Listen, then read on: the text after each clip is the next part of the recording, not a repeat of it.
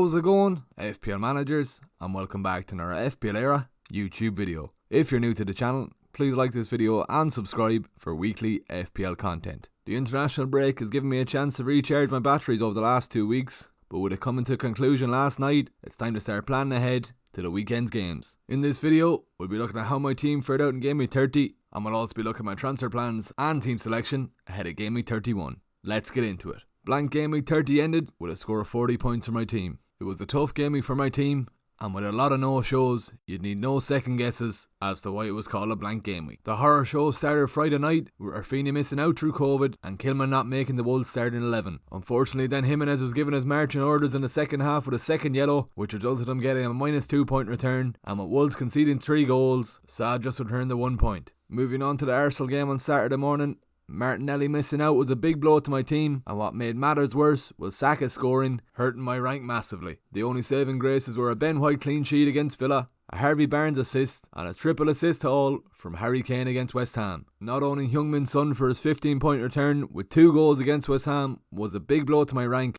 and it's now seen me drop from 12k to 18k overall. With the Gameweek 30 review out of the way, let's move on and have a look at my transfer targets for Gameweek 31.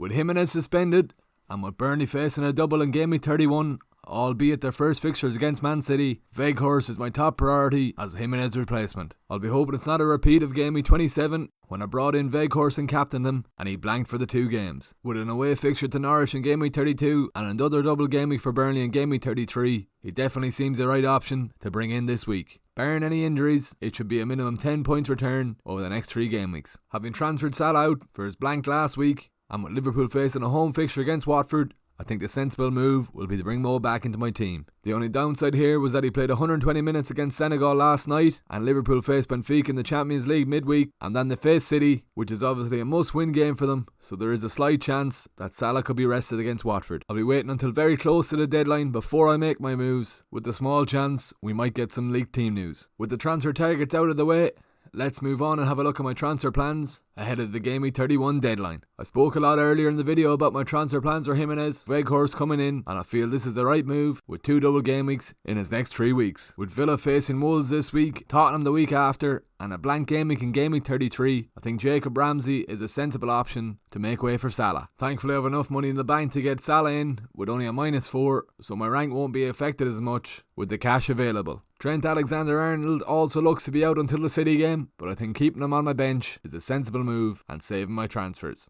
Let's move on and have a look at how my team is lining up ahead of Gameweek 31. Looking at my potential lineup, Salah and Weghorst come in, which leaves Broy on the bench, but this isn't fully locked in as Barnes could also end up here. For now, my lineup is as follows: San goals, Rudiger, Robertson and Ben White in defence, Barnes, Rafinha, Martinelli, Salah and Kuleveski in midfield, and Kane and Weghorst up front. Trent stays on the bench and doesn't leave my team for Cancelo or James, because I'll be looking to have Trent for Liverpool's running. Let's move on and have a look at our captaincy options for Gameweek 31. First up for debate for the armband is Mo Salah with a home fixture against Watford. He's already got 12 returns in his last 7 against Watford, he's on penalties, and the form he's in this season, he can't be ignored. With over 60% ownership in the game, he'll most probably be the most captain player this week. The only thing that would make me stay away from the armband this week is Liverpool playing in the Champions League midweek and then their crunch fixture against Man City next Sunday. In case there's heavy rumours that he'll be rested against Watford, Salah is first pick for the armband. Next up for deliberation is Harry Kane with a home fixture against Newcastle. Kane is in flying form of late, having only blanked once in his last 7 games. He's on penalties, and with Spurs still in the running for Champions League, they'll be looking to push on against Newcastle. I'll be expecting Harry Kane to get at least 1 attacking return in this game week, so he's definitely a solid choice for the armband this week. For now, I'm currently not locked into my transfers, as I'll be waiting till closer to the deadline for some concrete information on whether or not Salah will be starting. If there's some strong rumours that Salah will be benched, I'll be giving the armband to Kane and probably only bringing Weghorst in on my free transfer. Don't forget to follow me at FPL Éire on Twitter and Instagram, where I'll post my locked in team before the deadline. There you have it. There's my Gameweek 31 team. Best of luck for Gameweek 31, and I'll see you in the next video.